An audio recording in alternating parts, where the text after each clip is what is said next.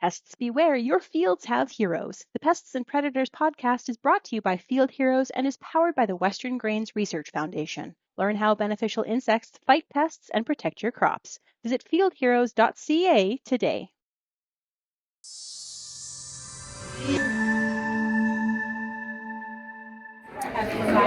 Shaun Haney here with RealAgriculture.com and Real Ag Radio, Rural Radio 147 Sirius XM, and joined right now by Ethan Lane from the National Cattlemen's Beef Association. Ethan, how are we doing? Doing well. Okay, trade, tariffs, it's tease all around. I guess from NCBA's position, what is your messaging right now on some of the tariffs that are being threatened from the White House? Look, I think that it's important to look at this from the perspective of an industry like the cattle industry that has for years and decades now been used as a bargaining chip in these trade negotiations with foreign trading partners.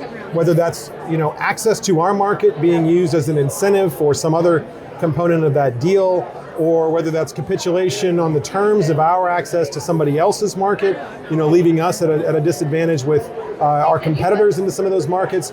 So we've looked at the president's initiative here, and while we understand that, reopening some of these discussions is problematic and risky for some of these trading relationships, he's trying to take on and address some long-standing problems that we've had with some of our trading partners. And we appreciate that he's using this tool to try to achieve a better position for us as far as our exports into those markets.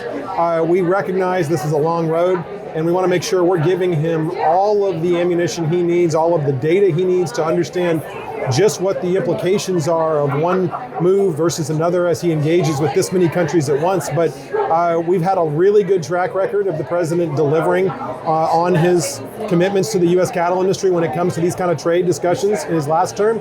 So we have a high degree of confidence that he has our best interest at heart, and he's using this tool to try to get us a better deal. Okay, so say President Trump's here right now, and he said, okay, where do we need to focus? Where's the low-hanging fruit? Is there low-hanging fruit? What are those markets that you would like to see him provide a bigger opportunity for U.S. beef producers? Sure. Well, I think first and foremost, it's looking at those markets where we should have access now and don't. Australia is a great example. We've had a trade agreement with them for 20 years. And during that time, they've had unrestricted access to sell beef into the United States. They've sold close to $30 billion worth of beef, mostly lean trim, into the U.S. market during that time. And here we sit 20 years later still being promised that the paperwork's on its way. And any day now, we're going to get that same access to their market. And even since this conversation has started, even since the president mentioned this particular problem during his Rose Garden speech, we've had the Australians continue to say, well, what are you talking about? We don't know what you mean. Well, what we mean is no one can ship fresh beef into Australia from the U.S. So it's time for them to deliver on their commitment from 2 decades ago and give us that reciprocal access. Similarly, I think there are a lot of countries that either were part of the old TPP that we pulled out of during the first Trump administration, a lot of those Southeast Asian countries. We were really happy to get that bilateral agreement in the last Trump term that gave us access to Japan. We're happy with that. We're happy with South Korea, but boy, a lot of business left that could be done in places like Vietnam, Singapore, Thailand, Indonesia. There are a lot of countries out there that could be potentially really good markets for us right now that are being serviced purely by our competitors or majority by our competitors. So there's a lot of different places that don't disrupt current really healthy functioning trade relationships that also create some new business and really put that tool to use and allow the president to notch some wins. So we're encouraging him to focus on those markets where there's some upside potential for the U.S. cattle industry. And that leaves Europe off the table. Obviously, the UK and Europe both, they love our beef over there. They just can't get much of it. So that seems like low-hanging fruit if I've ever seen any. Okay, what about China? What needs to happen there? So China continues to be, sort of the 900-pound gorilla in the room, right? So many different supply chains in the U.S. are looking at the impact of China either buying less of their products or in our case, basically have stopped buying our products completely by delisting all of those plants, and then combined with that 145% tariff, we're not moving any beef into China that I'm aware of right now.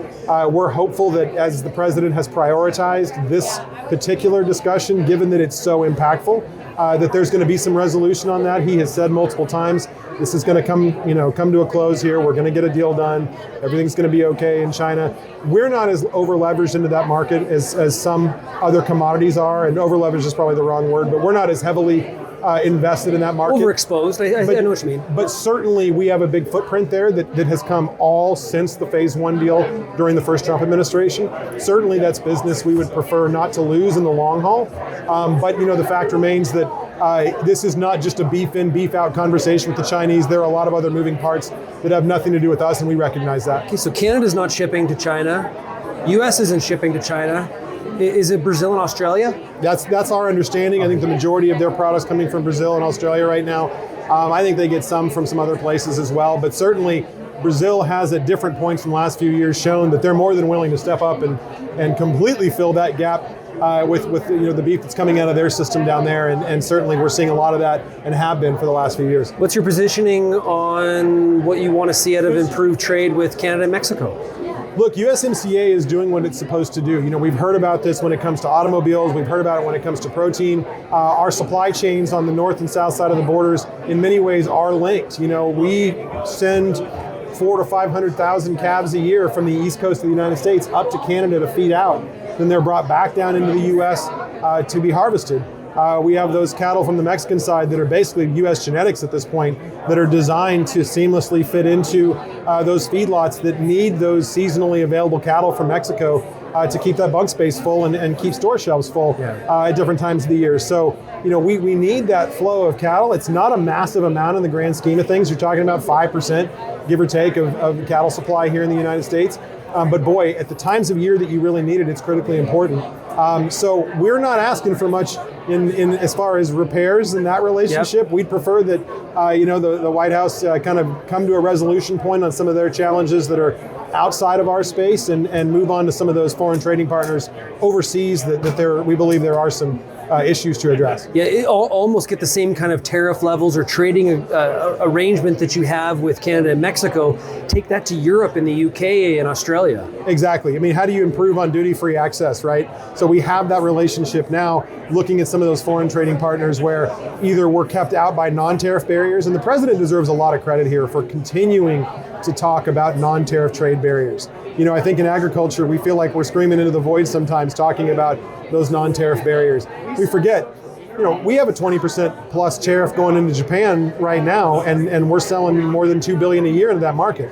We can operate in a tariff environment, but when you start to see those non-tariff barriers erected, those are economy stoppers. Those are the things that just don't allow a product to get where it needs to get in a holistic way. It's artificially manipulated at that point, for lack of a better term, and those are the things that we're really grateful the president's willing to take on head on, call them out, and see if he can get some from adjusting. A lot of U.S. farm groups are saying, we want to give the president some runway on this. Mm-hmm. I hear that phrase a lot. Yeah. How long's the runway? Well, I think that's one of those things that only the economy can make that decision, right? We're in a position where we have a very low supply of cattle already in the U.S. We're cyclically low. That's exacerbated by drought. We all know those conditions we've been dealing with for the last few years. That means that if you have cattle, it's a great time to be selling cattle, right? And we're seeing those numbers in the markets reflect that, even with some of that volatility. Yeah. I think that the marketplace is going to send those signals about when we've kind of reached that point where, we can't do any more of this. I don't think we're there yet. Certainly other commodities will get some help in the form of some market facilitation payments or something like that, like we saw during the last trade war. Livestock doesn't participate in those. So we have a much different set of math to be looking at there as far as what we need to be viable and successful in this kind of stalemate environment. Yeah, I've been to a lot of cattle cons, and to see, to talk about some of the profitability that's in the beef sector right now at the feed yard level and at the ranch level, it is great to see. Well, it's refreshing after all that our producers went through during COVID. Yeah. You look at the numbers on the board now and you think back to 2020, 2021, and just the hopelessness that I think a lot of people felt then. It's a great reminder in the good times, and this is the time to take stock of the fact that markets cycle. The cattle market cycles. You can set your watch to it. And certainly we're going to see this one cycle back around as well. And we'll be standing in this room 3, 4, 5 years from now, talking about, gosh, we have so many cattle, on feed right now relative to demand, and those metrics will turn over again like they always do. And it's our job to make sure we're looking ahead at the next problems and the next junctions in the road, and make sure as an industry we're accounting for those and planning for them so that we don't get surprised by something that is incredibly predictable in nature. Ethan, really appreciate you joining me here today. You bet. Thanks for having me.